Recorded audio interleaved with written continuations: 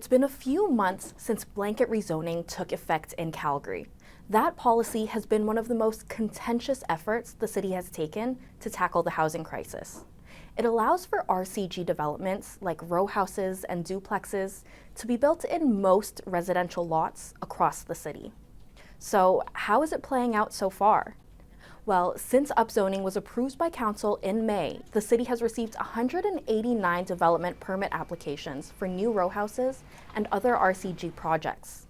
That's increased from 21 applications during the same timeframe the year before.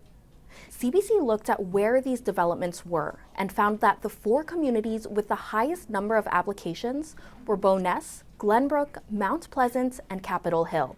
I spoke to Michael Farah. He's an architect who's been designing row houses for nearly a decade. He says he's been seeing an uptick in projects in established communities like these, and he says those hotspots make sense. I think the communities that you mentioned are probably a function of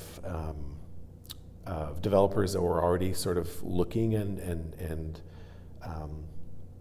speculating on some land that they might want to redevelop in those communities, and so we're seeing those kind of as early adopters of the post-blanket rezoning.